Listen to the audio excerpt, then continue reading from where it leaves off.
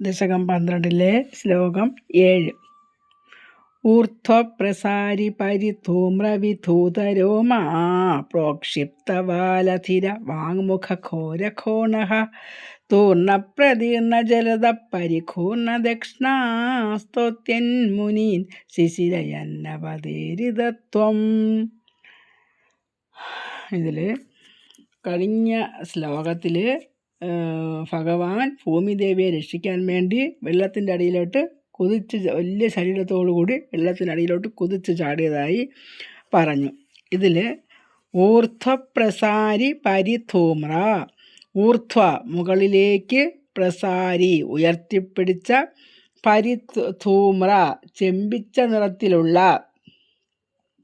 വിധൂത രോമ ആ ചെമ്പ നിറത്തിലുള്ള ആ രോമങ്ങൾ, പ്രോക്ഷിപ്തം മുകളിലോട്ട് പൊക്കിപ്പിടിച്ച് വാൽ മുകളിലോട്ട് പൊക്കിപ്പിടിച്ച വാലും,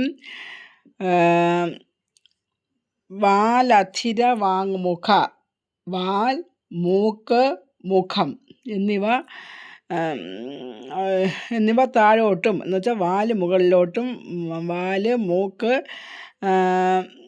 മുഖം എന്നിവ താഴോട്ടും വച്ച് ഭയങ്കര ഘോരഘോണക ഭയങ്കര ശബ്ദത്തോടു കൂടി, തൂർണപ്രതീർണ ജലദാഹ തൂർണപ്രതീർണ ആ മേഘങ്ങളെയെല്ലാം പൊടിച്ചും കൊണ്ട്, എന്ന് വെച്ചാൽ മേഘങ്ങളെല്ലാം ചിന്നിച്ചിതറിയതാണ്. ഈ വരാഹമൂർത്തി വന്നപ്പോഴത്തേക്കും മേഘങ്ങളെല്ലാം ചിന്നിച്ചിതറി എന്നാണ്. മേഘങ്ങളെ പൊടിഞ്ഞ പ്രതീർണ ജലദഹ ആ മേഘങ്ങളെ, പരിഘൂർണ ദക്ഷണ പരിഘൂർണം വെച്ചാൽ വട്ടത്തിൽ കറക്കുന്ന കണ്ണോടുകൂടി, ദക്ഷിണ സ്തോത്യൻ മുനീൻ കണ്ണോടുകൂടി ദേശത്തിൽ വന്നെങ്കിലും, ദക്ഷിണ സ്തോത്യൻ മുനീൻ ആ ഭഗവാനെ സ്തുതിക്കുന്ന ആ മുനിമാരെ, സ്തോത്യാൻ മുനീൻ ആ ഭഗവാനെ സ്തുതിച്ചു കൊണ്ടിരിക്കുന്ന മുനിമാരെ, ശിശിര എന്ന് പറഞ്ഞാൽ തണുപ്പിച്ചും കൊണ്ട്, എന്നുവെച്ചാൽ ആ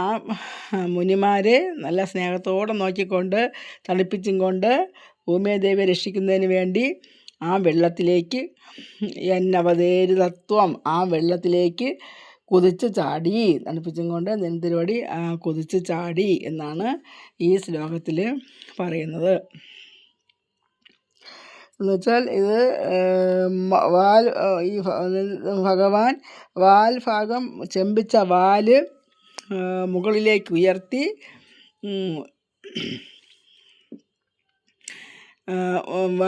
വാലും മൂക്കും മുഖവും എല്ലാം താഴോട്ടാക്കിക്കൊണ്ട് ചാടാൻ വേണ്ടി നിൽക്കുന്ന പോലെ ആക്കിക്കൊണ്ട്, ഘോരഘോണക ഭയങ്കര ശബ്ദത്തിൽ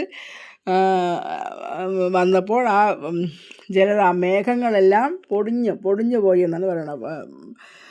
എങ്കിലും ആ സ്തുതിക്കുന്ന, എപ്പോഴും തന്നെ സ്തുതിക്കുന്ന ആ മുനിമാരെ കണ്ടപ്പോൾ ആ കണ്ണുകൊണ്ട് തണുപ്പിച്ചും കൊണ്ട്, എന്നുവെച്ചാൽ അവരെ സ്നേഹത്തോടെ നോക്കിക്കൊണ്ട് ആ വെള്ളത്തിലേക്ക് കുതിച്ച് ചാടി എന്നാണ് ശ്ലോകത്തിൽ പറയുന്നത്.